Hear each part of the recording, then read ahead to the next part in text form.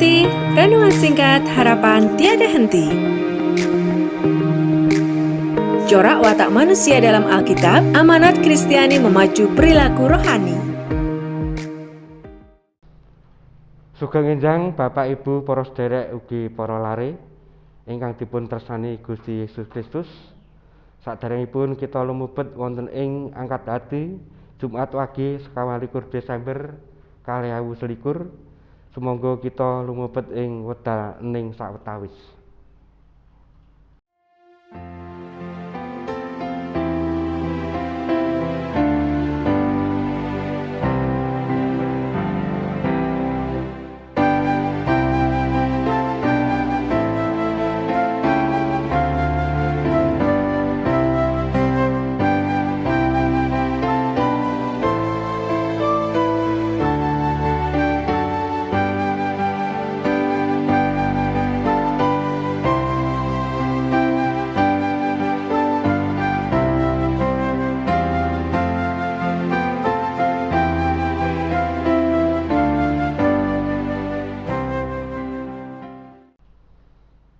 Wedal ening cekap mripatku tumenga marang gunung-gunung, pitulunganku iku pinangkani saka ing ngendi?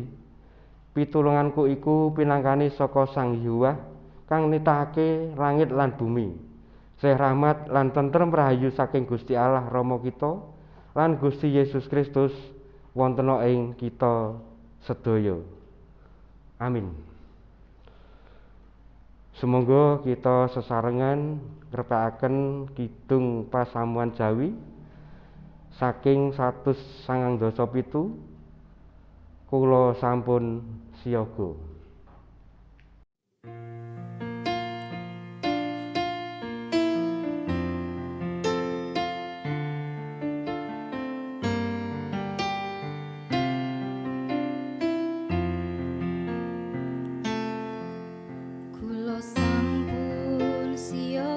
Gusti sumadyo nampeni sabda mulya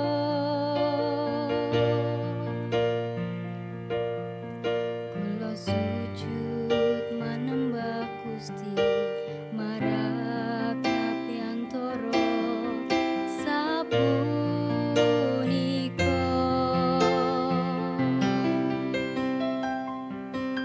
mugi Gusti maringi berkah dumateng kawula ing samangkya kawula cumawis ing manah samekta ing kadhi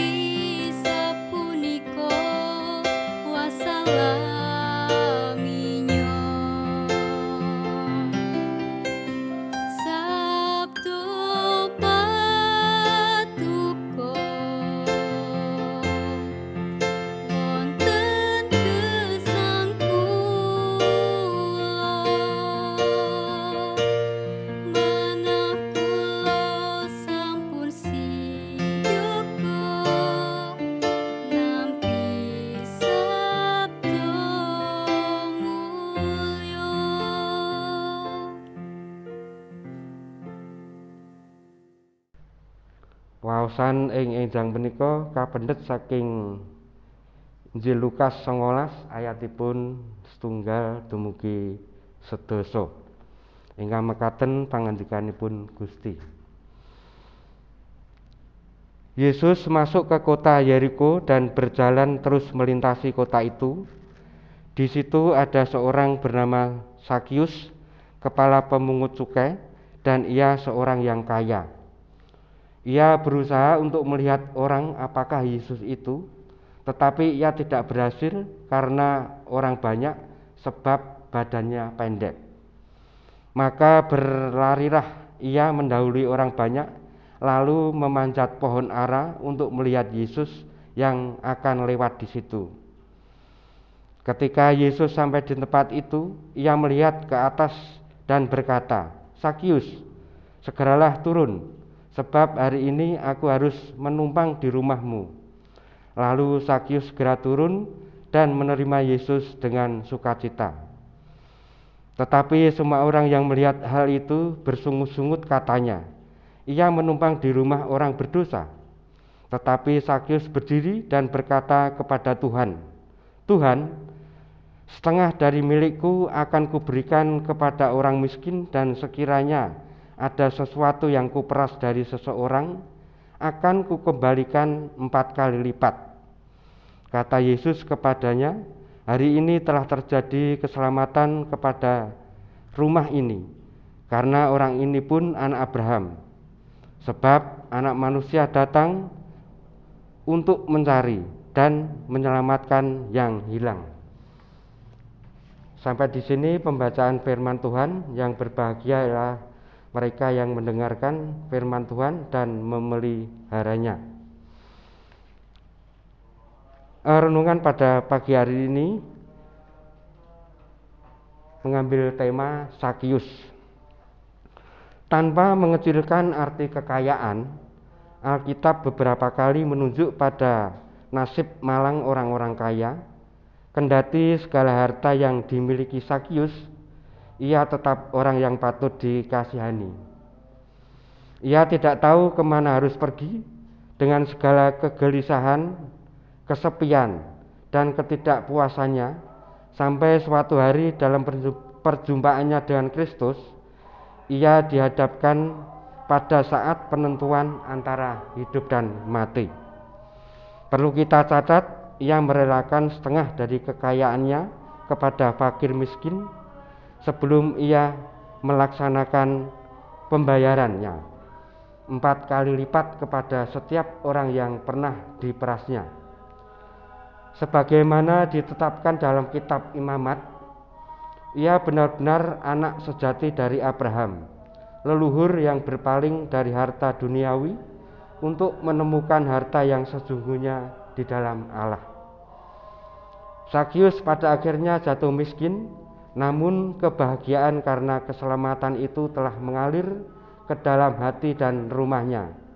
Yang harus kita kasihani ialah pemimpin muda yang sangat kaya dan orang-orang seperti itu yang karena tak bisa berpisah dari uangnya, maka berpaling dari Yesus. Dan dengan berbuat demikian mereka berduka cita. Terambil dari Lukas 18 ayat 18. Semoga kita lumebet wonten ing wedalaning sawetawis.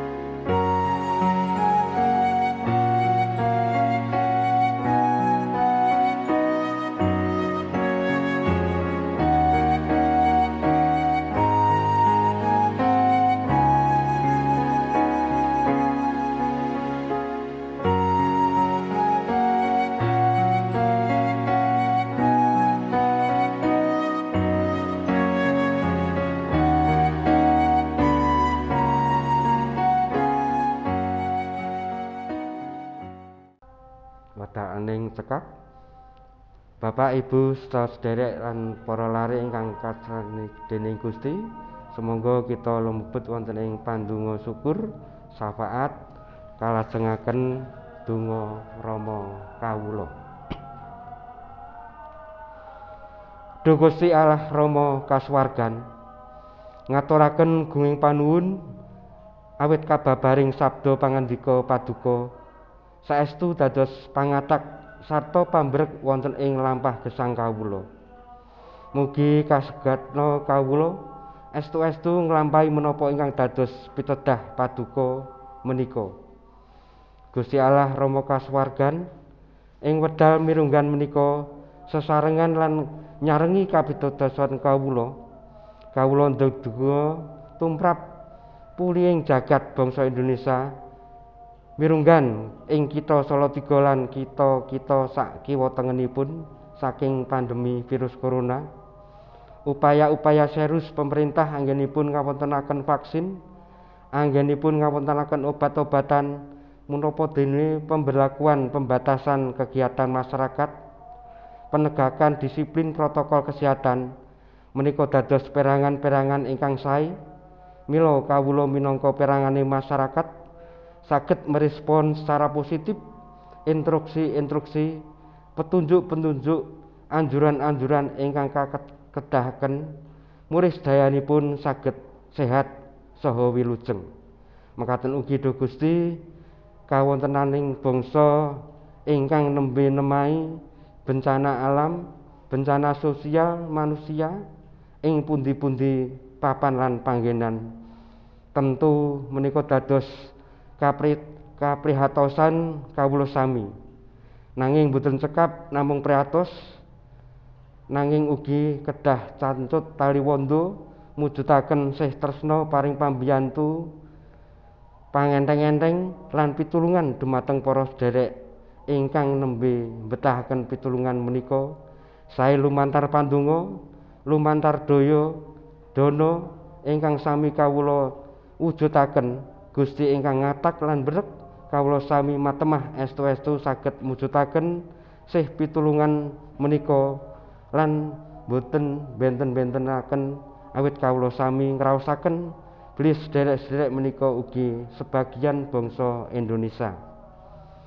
Mekaten ugi gesanging Gereja Pasamuan Paduka saindenge jagat mirunggan Gereja Kristen Jawi Salatiga Timur wilayah menapa dene pepandan anggenipun bangun gesang sesarengan, bangun keintiman dengan Tuhan, kehangatan persaudaraan dan kepedulian dengan sesama. Gusti paring berkah panganti matemah saestu mawujud mirunggan ugi para pelados paduka ing peladosanipun pradataning pasamuan, komisi, kepanitiaan, saha tim pengurus wilayah saha pengurus pepandan, tenaga administrasi, pekarya. Gusti tansah paring berkah panganti matemah saged ngayahi ayahan peladosanipun kanthi suka bingah lan kebak ing panuwun. Mugi Gusti paring tambahing kasagedan, kawicaksanan, kaprigelan murih saged ngayahi jejibahan peparing paduka menika kanthi temen lan sembodo.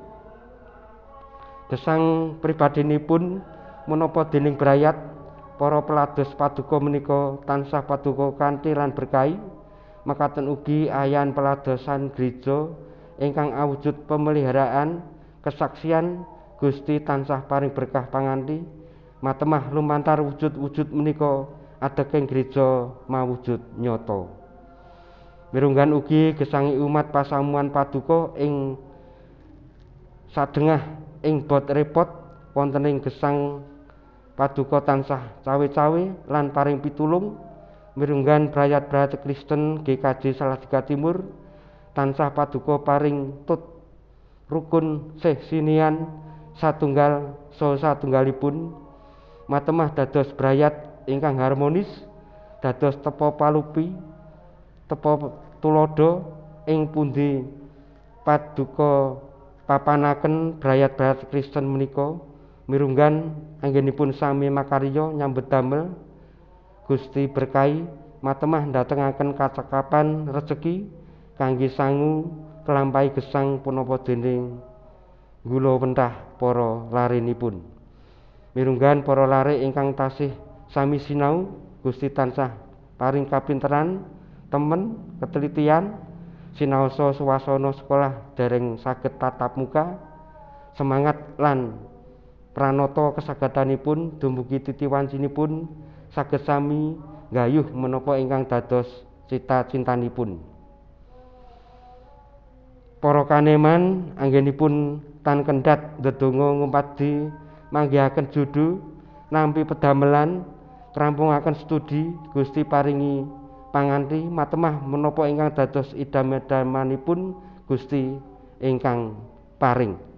Wirunggan ugi para kasepuhan adiyuswa kawontenanipun raga ingkang sawetawis ringkih Gusti paring kawelasan tetep rahayu suka bingah tebih saking klokro lan semplah. Mekaten ugi para sedherek ingkang nembe nandhang raga sae ingkang dirawat ing dalem menapa dening ing griya sakit Gusti paring tetep rahayu lan suka bingah. Mugi enggal kaparingan pulih kasarasanipun. Para dokter juru rawat Gusti paring kapinteran lan kawicaksanan supados saged mendiagnosa penyakitipun kanthi leres. Mekaten ugi katresnan menapa dening kawikadosan brayat ugi pandonga saking sedherek patunggilan dados pangatak saha pambrek para sedherek ingkang nandhang raga menika manggihaken kasarasan. Mekaten ugi para sedherek ingkang nembe rempu, semplah, sedih, nglokro, bingung ngadepi ing gesang awit kawontenanipun jaman sakmenika Gusti paring berkah panganti.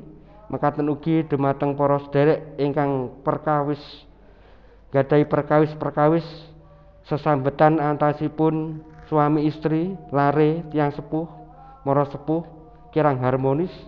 Gusti paring berkah, Gusti paring panuntun murih saged rukun sesinian malih.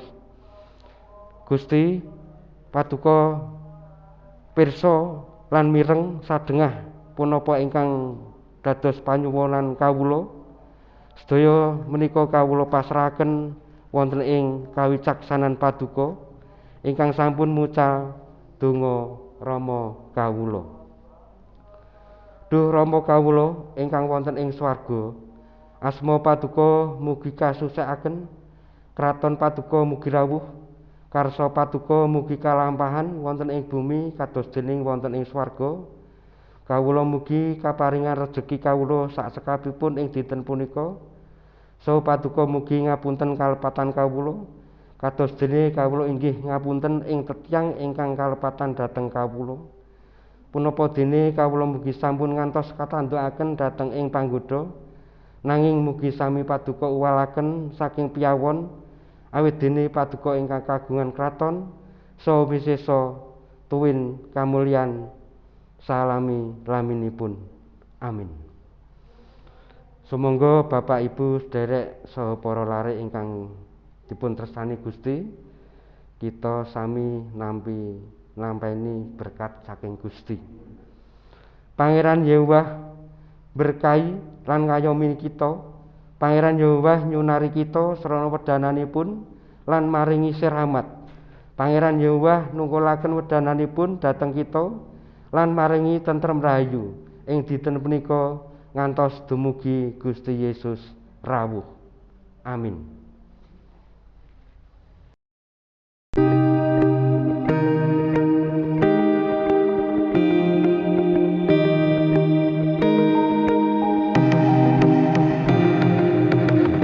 Angkat hati, renungan singkat harapan tiada henti. Corak watak manusia dalam Alkitab, amanat Kristiani memacu perilaku rohani.